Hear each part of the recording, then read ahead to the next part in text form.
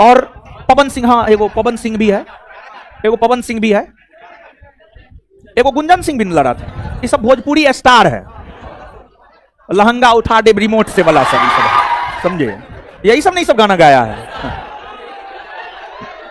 समझे? बताइए गाना कैसन कैसन गाता है, कुछ भी।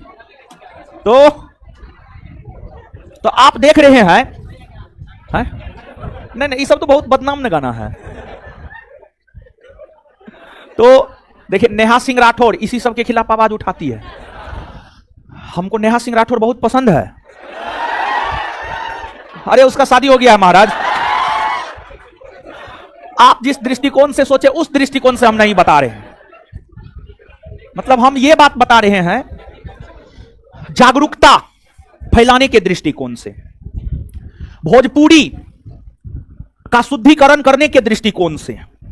भोजपुरी में जो अश्लीलता आ गई है उसको लेकर के नेहा सिंह राठौर आवाज बुलंद करती है।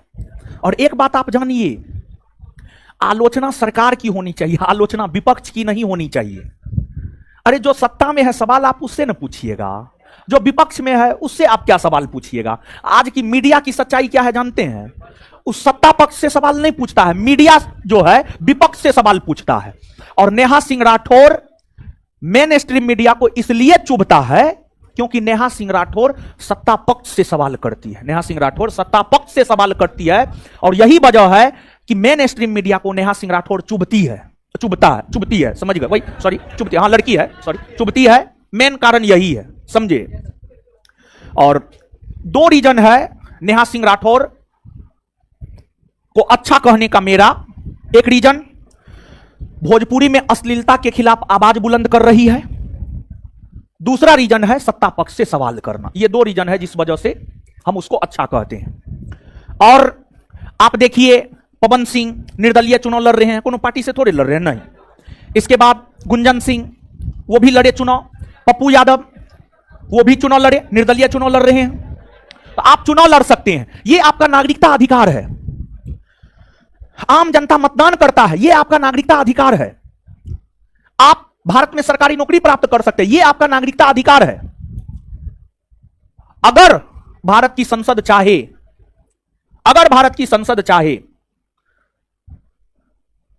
तो भारत की संसद कानून बनाकर के तो कुछ ना किया जा सकता है जी। भारत की संसद कानून बनाएगा, कहेगा क्या कोई भी व्यक्ति निर्दलीय चुनाव नहीं लड़ सकता है। जैसा कि भाजपा के अध्यक्ष जेपी नड्डा ने कहा भी है। जेपी नड्डा ने क्या कहा है पता है? जेपी नड्डा ने कहा है धीरे धीरे क्षेत्रीय पार्टी को खत्म कर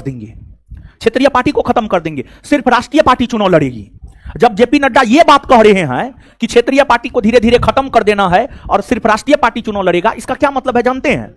इसका मतलब यह है कि चुनाव भाजपा लड़ेगा, कांग्रेस लड़ेगा, राजद, जदयू, समाजवादी पार्टी जैसी जो क्षेत्रीय पार्टी है इसको खत्म कर देना है। मतलब क्षेत्रीय पार्टी को जब खत्म करने के विचार में बीजेपी के अध्यक्ष जेपी नड्डा हैं, तो आप सोच सकते हैं कि निर्दलीय को चुनाव लड़ने देगा।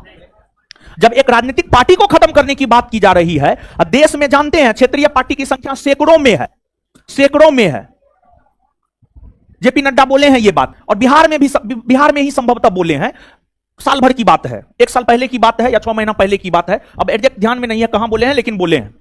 तो फिर तो आपका नागरिकता संबंधी अधिकार छीन जाएगा, मतलब आप निर्दलीय चुनाव नहीं लड़ सकते हैं। तो संसद इस कानून बना करके कर सकता है। तो अनुच्छेद 10 की अगर हम लोग बात करें, तो अनुच्छेद 10 की अगर हम लोग बात करें, तो जो अनुच्छेद 10 है, नागरिकों के नागरिकता संबंधी अधिकार बनाए रखे जाने